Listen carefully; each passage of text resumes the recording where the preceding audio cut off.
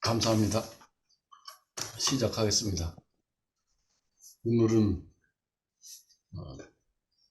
전번주에 최일철 형제가 말씀한 육의 몸으로 신고 신령한 몸으로 다시 산 고린도전서 말씀 가지고 나누도록 하겠습니다.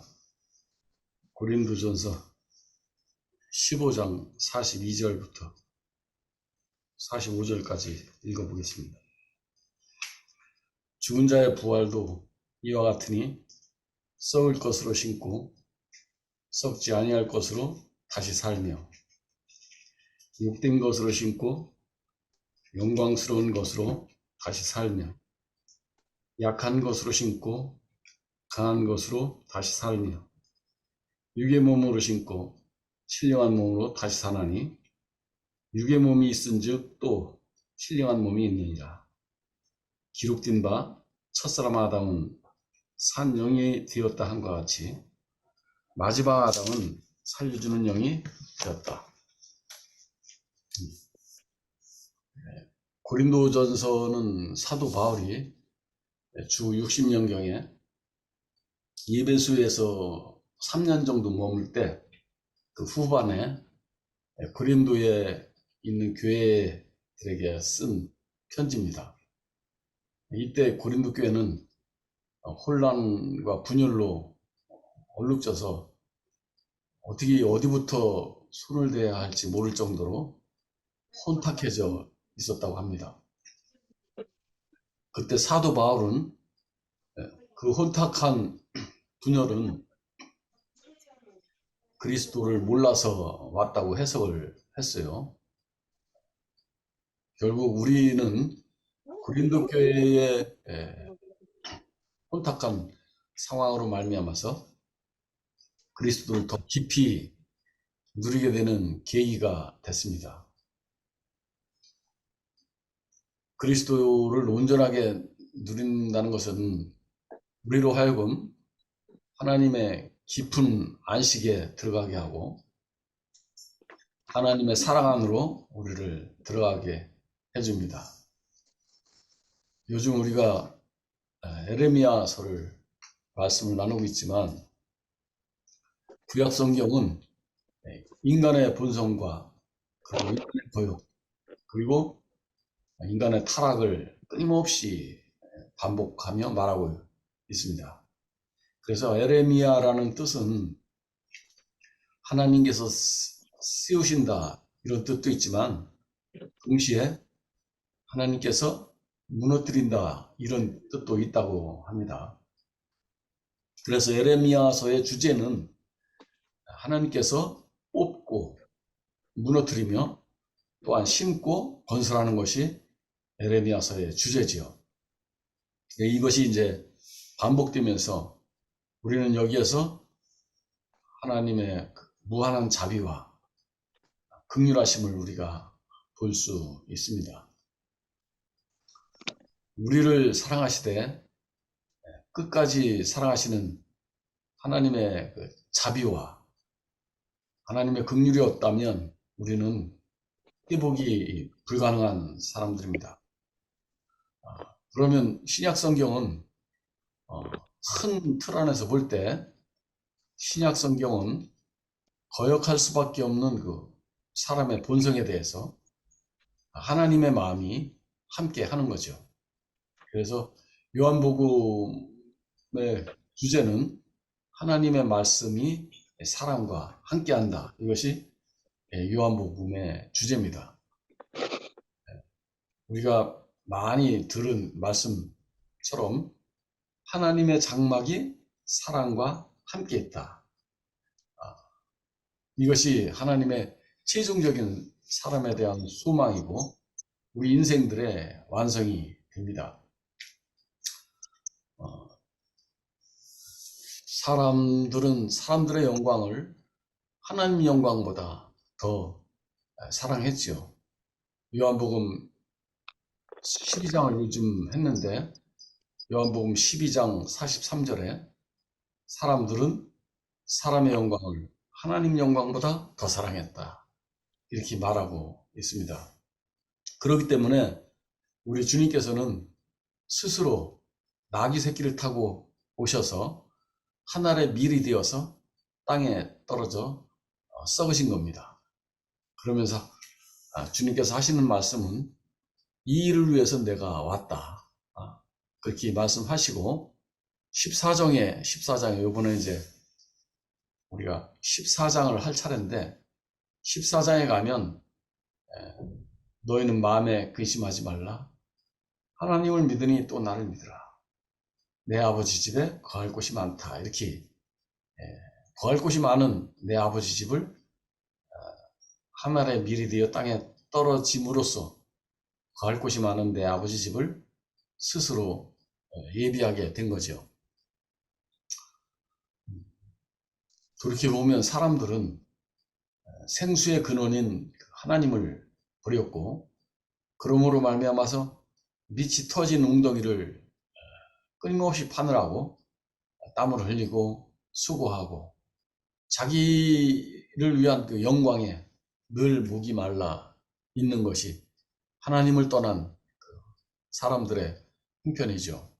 그래서 먹어도 배가 고픈 소갈병 환자, 즉 당뇨병 환자처럼 또 목이 마라서 물을 마셨지만 바닷물을 퍼마신 그런 사람처럼 바닷물을 먹으면 먹을수록 더 목이 마른 것처럼 그런 그 상태가 됐습니다. 그것이 하나님을 떠난 사람들의 그 상태지요.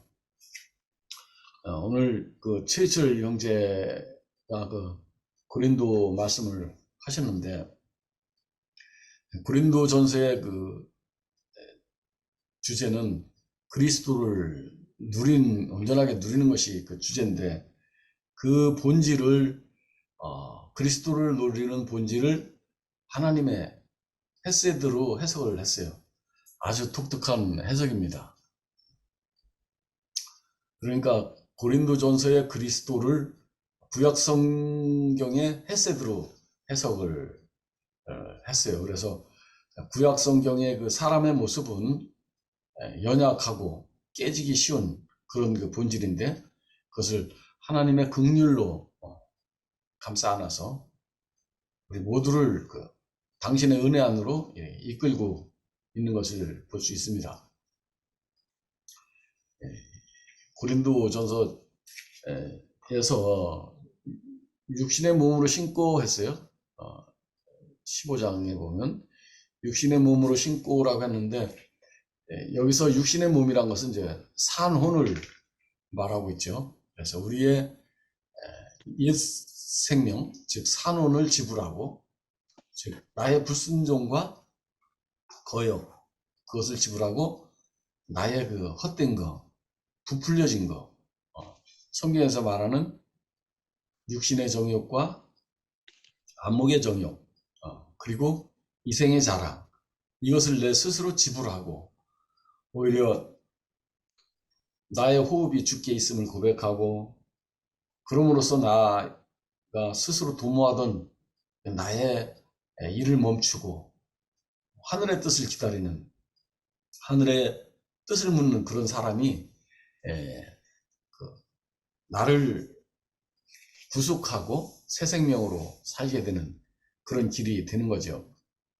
구체적으로 아까 성경에 나온 것처럼 썩을 것을 신고 욕된 것을 신고 육신의 몸으로 신고 썩지 아니할 것을 다시 살게 하고 영광스러운 것으로 다시 살게 하고 신령한 몸으로 다시 나게 하는 거죠.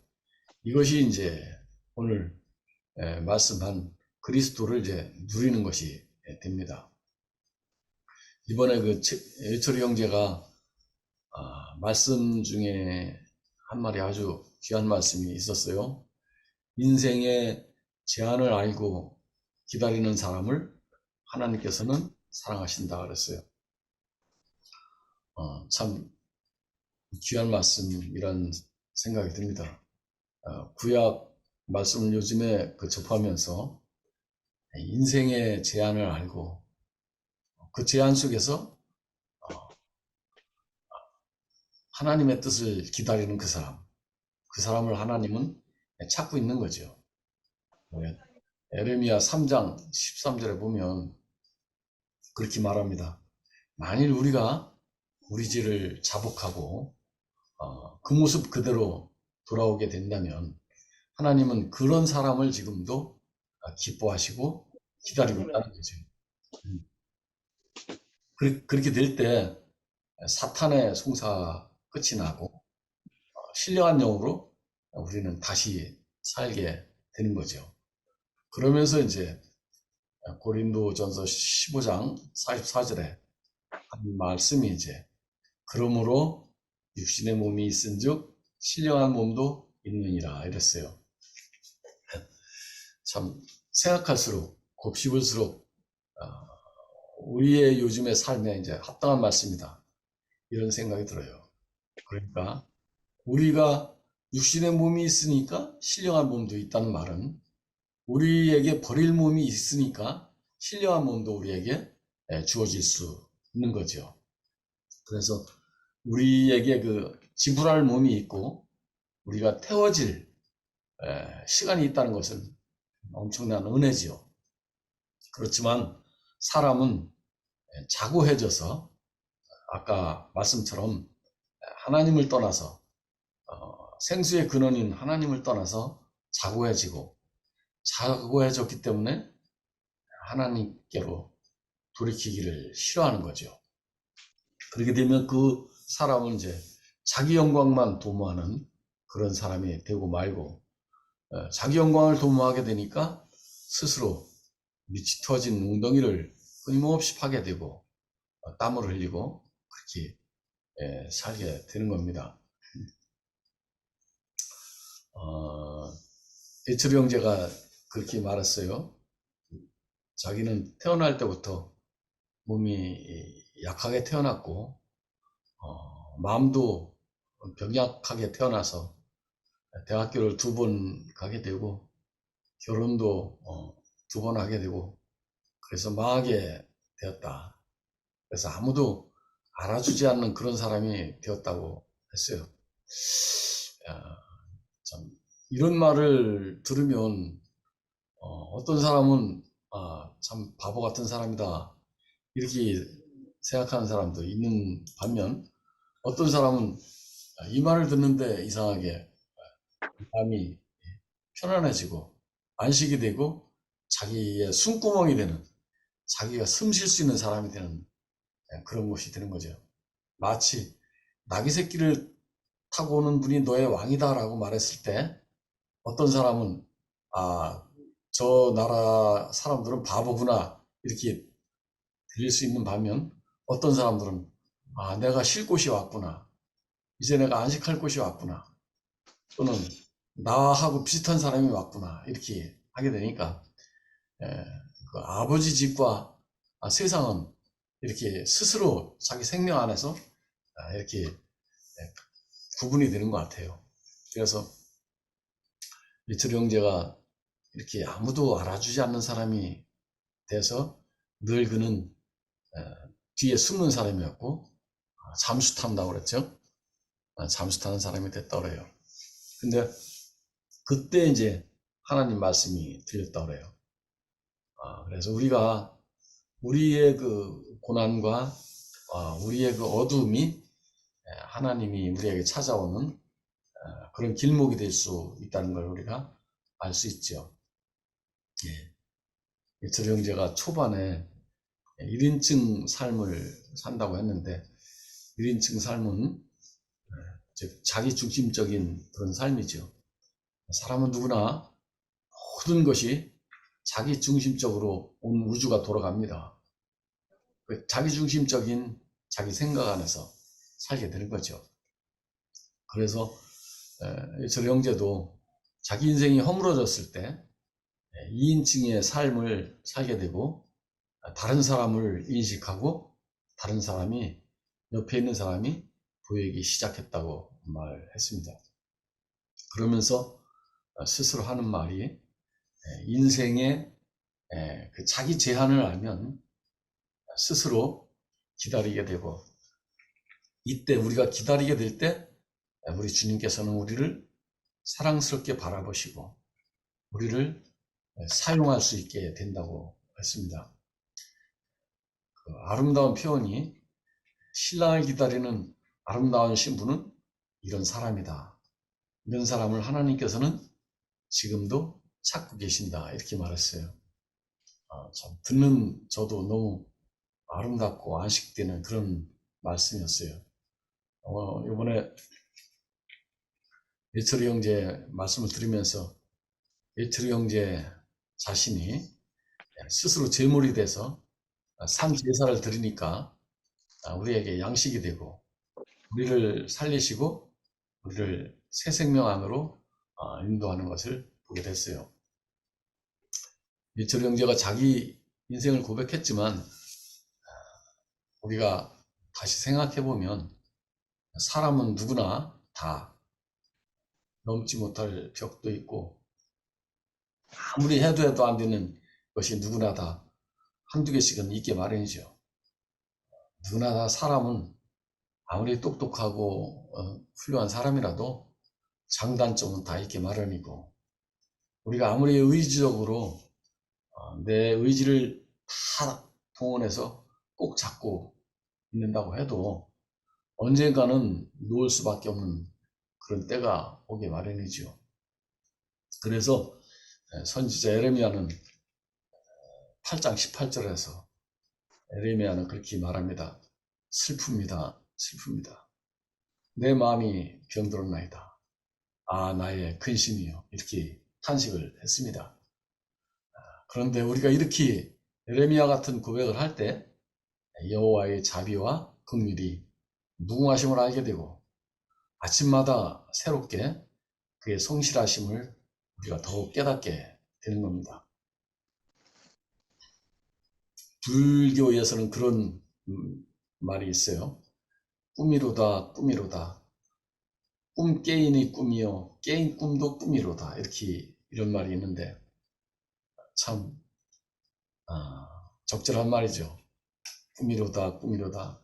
꿈 깨인이 꿈이요. 꿈을 깨고 나서 보니까 꾼 꿈이 꿈이었고 또 깨어서 보이는 그 세상도 꿈이다. 이런 말이 되는 거죠. 그러니 꿈꾼 것도 꿈이요, 꿈꾸고 나서 보이는 것도 꿈이다. 이런 말이 있어요. 에레미야 10장 23절에 그렇게 말합니다. 사람의 길이 사람에게 있지 아니한다. 그러니까 너희는 인생을 의지하지 말라. 그 호흡이 코에 있나니 호흡이 끝나면 생각도 끝이 난다. 그랬어요. 근데 이런 그 아름다운 그 고백을 하고 이런 노래를 부를 때 그 아름다운 어린 양의 노래소리 앞에서 하나님은 끝없는 그 긍휼과 자비가 저절로 흘러나오고, 하나님께서는 우리로 그런 고백을 하는 우리로 말미암아서 그 기쁨을 이기지 못하고 기뻐하시는 하나님을 우리는 만나게 되는 겁니다. 어린 양들의 나라는 어떤 것일까? 상한 심령으로 은혜를 구하는 그 사람들의 나라, 나귀 새끼를 타고 오신 그 왕들의 나라, 왕의 나라. 거기에서는 우리가 두려워하지 않아도 되고 힘쓰지 않아도 되고 추구하지 않아도 되고 도모하지 않아도 되고, 작은 것도 다 생명 안에 있는 것이고 작을수록 아름답고 적을수록 또 소중하고, 자기만큼 사는 거니까 얼마나 자유하고 안식하고 생명의 세계는 자유롭고 넉넉한지, 우리가 지금 그런 세계에 산다는 것이 너무 참 복된 일이죠. 백희양목에서 우슬초까지 모두 함께 힘을 얻을 수 있고 안식할 수 있는 거할 곳이 많은 우리 아버지 집이 되는 거죠. 이번에 이제 우리가 요한복음을 하면서 이번 다음 시간에 요한복음 14장이 되는데 결국 예수께서 그 하나님의 밀이 돼서 아버지께로 가는 그 영광의 노정은 거할 곳이 많은 그 아버지 집을 위해서 간 것인데 그것은 우리로 하여금 우리의 그 모든 도모가 끝이 나고 우리의 추구하는 바가 끝이 나고 아버지께서 일하시니 내가 일한다. 나의 때는 아직 준비되지 않았다 하면서 아버지께 길을 묻는 그런 그 사람들의 나라를 이제 그 스스로가 예수께서 준비하셨다. 이런 것을 알게 됐습니다. 이번에 그 애철이 형제 말씀을 들으면서 참 아주 새롭게 해석을 했어요. 고린도전서를 새롭게 해석해서 구약 안에서 이렇게 해석을 했는데 구약 안에서의 그 하나님의 그 사랑, 자비와 긍휼, 하나님의 그 헤세드를 이렇게 해석을 해서 우리에게 말씀을 해주셨는데 구약에서의 하나님이 헤세드로서 최종적으로 우리에게 찾아오신 길은 무엇인가를 다시 한번 알게 됐습니다. 구약에 있는 하나님의 그 헤세드, 무궁한 자비와 무궁한 사랑은 우리에게 어떻게 도달되는가? 그것은 우리에게 아들로서 우리에게 찾아오신 거죠.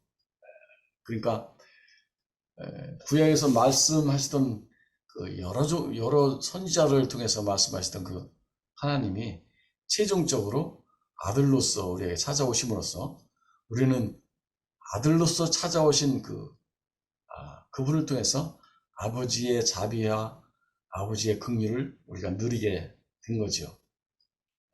그래서 아버지 마음을 우리가 알게 되고 느낀다면 우리에게 흘러오는 아버지의 마음은 얼마나 우리를 자유하게 하고 안식하게 하고 넓은 그 생명의 푸른 초장을 우리가 누리게 되는 거죠. 그래서 오늘 이번에 말씀하신 그 에이치르 형제의 말씀 안에서 우리가 부활의 삶 무엇이고 죽고 다시 나는 삶이 무엇인가, 그리스도 안에서 우리 모두가 함께 사는 3인칭의 삶은 무엇인가, 그것은 아들로서 아버지를 누리는 그런 더함이 없는 은혜로운 생각이다, 이렇게 저는 알아졌습니다. 우리가 생수의 근원인 아버지를 떠나서 우리가 끊임없이 나를 도모하고 내 영광을 위해서 그렇게 수고할 인생인데 그렇게 살다가 결국은 원망과 절망 속에서 살아가야 할 인생인데 우리를 아들로서 오신 그분에 의해서 우리가 아버지의 마음을 알게 되고 아버지의 넉넉한 그 생명 안에서 우리가 푸른 초장 안에서 생명을 누리게 살게 됐으니까 그것이 아마 온전한 은혜라는 생각이 듭니다. 에이치르 형제 그 스스로가 이번에 제물이 돼서 우리에게 넉넉한 잔치를 베풀어 줬으니까 형제에게 참으로 다시 한번 감사하고 우리를 아버지의 나라, 어린 양의 나라, 생명이 강물처럼 흐르는 그 나라 안으로 포함시켜 주신 주님께 감사를 드립니다. 감사합니다. 아멘. 창현이 형제 노래 해줄 수 있어요? 마침 아니에요? 마침 노래. 마침